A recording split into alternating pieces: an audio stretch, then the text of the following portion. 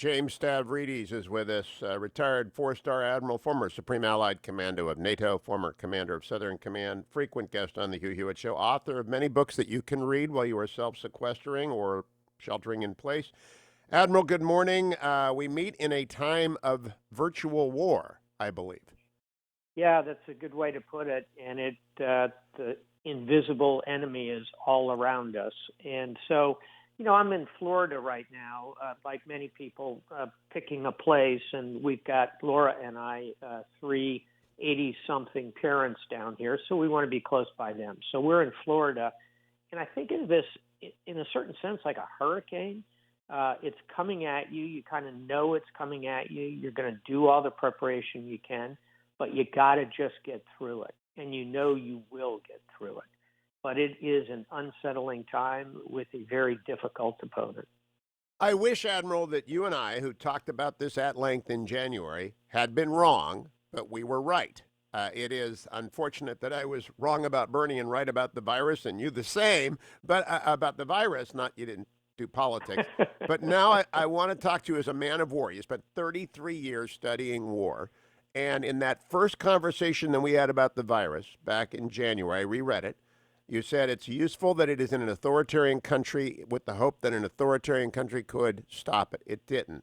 Does America need measures that look authoritarian, though backed by the rule of law, the police power at the states, at this juncture? I think we do. We are at that point, and I say that with sorrow, but clearly, if we are going to, as the phrase of the moment goes, flatten the curve, reduce the stress on the medical system, which I think is really the key to holding down massive numbers of deaths. If we're going to do that, we need fairly authoritarian measures. And back to China, they were not able to contain it within China because of early lies, falsifications, the tendency of the state to crush dissent of any kind.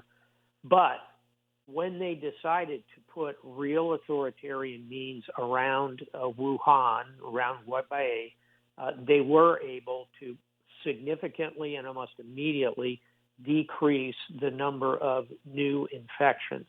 So I think we're looking at further stay-in-place kind of measures, whether this turns into a national level event or stays highly regional, I think is to be determined. But yes, Hugh, we're going to have to take a page from authoritarian books. No one likes that, but it's the right thing to do. But they will be fenced in by civil liberties and the courts. I don't want people to worry about martial law. Shelter in place and the use of the police power is not martial law, and I want people to understand the difference between that. You understand. You've traveled to 100 countries. You know the difference between the spectrum of liberties curtailed for a time and despotism.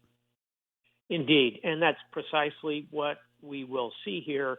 And also, as you said up front, the courts are not going away. The military is not coming out of barracks and taking over. This is going to be a civil authority-driven, enacted under the laws of the land.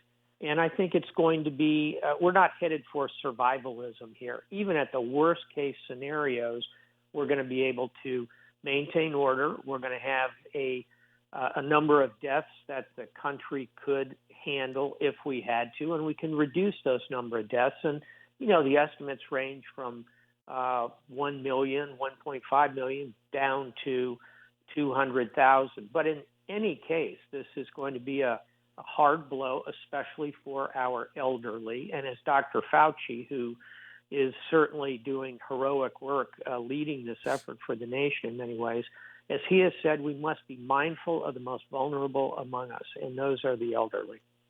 Now, I am back to your book, Sailing True North, and to Chester Nimitz and how he led. And I think his leadership style is so appropriate to this time. Now, I want to get to defense spending, but would you spend a minute on the Nimitz style? Because I know a lot of people are driving to win in the Beltway right now listening. I'd like them to hear about the Nimitz style because I think that's what everyone, Republican and Democrat, need. If you think about Nimitz's finest hour, it's an obvious one, and it's when he takes command of the Pacific Fleet a couple of weeks after Pearl Harbor. He has to fire his good friend, husband Kimmel, the admiral who was in command when the strike occurred. And he, instead of taking command, Hugh, in his sparkling service dress white, standing on the deck of a battleship, he couldn't. They were all sunk. His uniforms were lost in transit. He took command wearing a rumpled set of khakis, standing on the deck of a diesel submarine. Think about that for a minute. And what did he do? He squared his shoulders.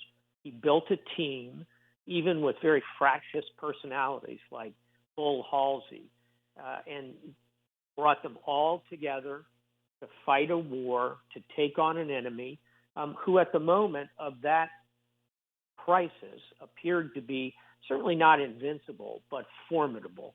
And it was a difficult 3 years for him, but through delegation of authority, through calm, steady demeanor, never raised his voice, and through building a great team of leaders, he was able to turn the tide and win victory in the Second World War. That's the kind of leader we need now. And I think across the board at every state level, we're going to have Mike DeWine on a little bit later. He's doing just that. He's using the Nimitz style in Ohio. Now, Admiral, I want to talk to you about we're going to spend $1 trillion in 3 days. And that's a staggering amount of money, and it's necessary. And I've been talking both via the Washington Post column and in person with senators about the fact that I think we need to do some brand new things, but that resupplying the Pentagon right now and upping their top line number and buying in advance, for example, appropriating the money to buy every Columbia sub, may not generate immediate jobs, but it will give certainty to sectors. What would you spend on for the benefit of not only easing panic and inflating the economy and keeping people working, but also resupplying the military at a moment we're about to spend $1 trillion? You've got it exactly right, Hugh, which is there's no silver bullet here. There's no single point solution, no lever you can pull that's suddenly going to turn this thing around. I think, point one, put the money in the hands of the American public. They'll make good decisions. No one's going to take their allotment of cash and go out and do something ridiculous with it. They're going to spend it on durable goods. They're going to spend it on various things for the households. They're going to put it, some of it, I suspect, will recycle into the banks as savings. All that will be good for the economy. Secondly, in terms of government spending, we ought to be spending time looking at the next pandemic, in my view, because heaven help us if we don't learn the lesson that you and I talked about, which is that about every 100 years in human history, a major pandemic strikes. 100 years ago, as we discussed months ago, was the Spanish influenza. I think the words I said were, we are due. And this is what has occurred. But here's the really bad news. There'll be another one that potentially could have a much higher fatality rate and could go after the young, the way the Spanish influenza did. So I would say some of the monies we spend ought to be spent in the medical world, on bioscience, on establishing surge capacity in medicine. And then thirdly, your point, there are good ways to spend money in the national defense sector at a time like this. And it's everything from modernization, training of new folks to come in, cybersecurity, unmanned, capitalizing some of these very expensive projects. This is a moment to do that as well. You mentioned Columbia, for example. So I think no single answer, spectrum of responses, some in the consumers, some in bio, some on large national projects. And I'll close by saying, not just defense, it's infrastructure. This is a good time to look at bridges and highways and our public transportation systems. All of those can be a good way to spend money, create jobs that have lasting benefit downrange. Now, Admiral, I know you have studied Nimitz, and I assume you've studied FDR and George Marshall. When war came, they built the American Army quickly. And prior to that, they built the Civilian Conservation Corps under FDR during the Depression. There will be a lot of people unemployed for a long period of time until the hospitality industry recovers its sea legs and gets back into the business of travel. It will take many, many months. Ought the United States find a way to use the opportunity to take young people and give them training in a CCC kind of way, or a expansion of the paramilitary ranks, National Guard rank in some sort of way? I would agree. And we've had a conversation before about national service. I'm not for mandatory national service, but I'm for expanding opportunities to serve the country. So I'll give you a few ideas. Expand Teach for America, expand Volunteer for America, put money into more Peace Corps volunteers to go overseas, put money into construction is not an idea that would be outside the realm of possibility, as in Habitat for Humanity-like structures, new ways for young people to serve as emergency medical technicians. Again, can we train a cadre of young people to be ready for the next pandemic? I just did a piece in Bloomberg on looking ahead to that pandemic that I think outlines some of these ideas.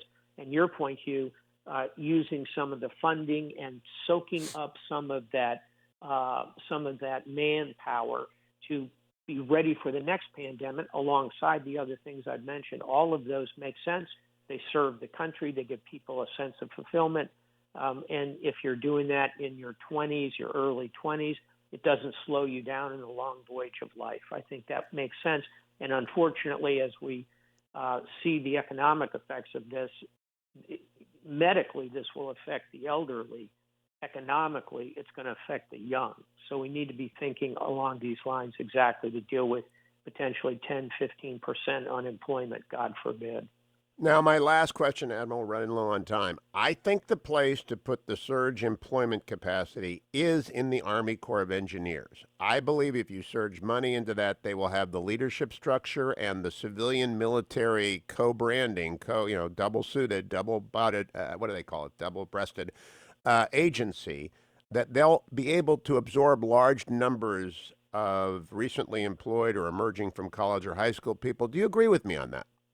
I think it makes sense. And if you look across the military, it's not just the Army Corps of Engineers. How about the Navy Seabees, who Yep. are construction experts, who deploy overseas, build clinics, wells, and schools? Hey, they could do that here in the United States. How about the Air Force Red Horse units, similar to the Navy Seabees, Army Corps of Engineers? The good thing is the military already has that command and control structure, can absorb young people for 1 to 2, even 3 years, give them real skills, and then release them back into the larger economy. I think it makes great sense.